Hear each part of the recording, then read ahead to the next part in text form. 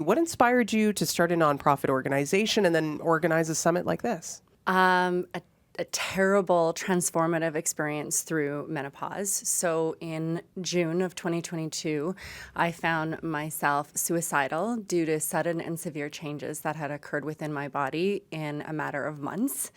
I couldn't really recognize myself. I felt like I couldn't speak, find words, articulate sentences. My anxiety was keeping me up at night. I was drenched in sweats.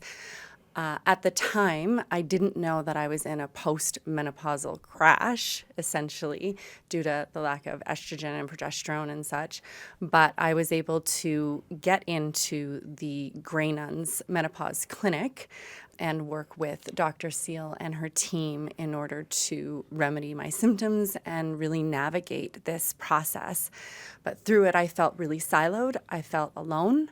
And when I started talking about this with other women, they would come out of the woodwork and go, "Oh my gosh, me too." And I thought something needs to be created to connect women with each other and women with education and empowerment, really, about this incredibly impactful transition on their lives. Right. Yeah. Now, Dr. Seal, how often do you hear stories like Jessie's?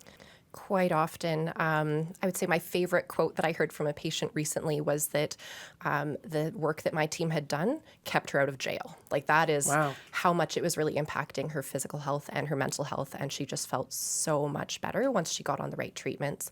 Do you think part of the problem is because, much like a birthing experience, some women will say, "Oh, I loved it. It was amazing," or "I went through menopause and I was just fine." This creates this discourse where some people it's fine, others it's not, and then there's a bit of a shame or misunderstanding involved. Yeah, absolutely. You know, some women feel like maybe there's something that they've done wrong. Right. And that's why they're having worse symptoms. There's an incredible amount of a lack of education out there, and there's an incredible amount of misinformation, and women are really struggling with knowing where to go and how to navigate. So, Dr. Seal, what do you see in the medical profession? Are attitudes and approaches starting to change? I do see a lot of positive things happening.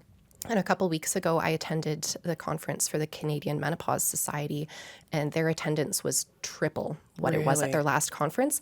And that was only because they sold out. It probably would have been even higher than that. So they're going to be looking for a much bigger venue next time. Well, and this event this weekend is sold out. If they can't attend the summit, though, and don't already have that ticket in hand, what other resources are out there, or what other things do you maybe have planned through the Menopause Mission? So at the menopausemission.org, we have a variety of resources available. We also have incredible partnerships with different practitioners. And so on our site, you can connect with people that you might want to talk to. And we also have a monthly coffee and conversations where we bring an expert out to a locally owned coffee shop.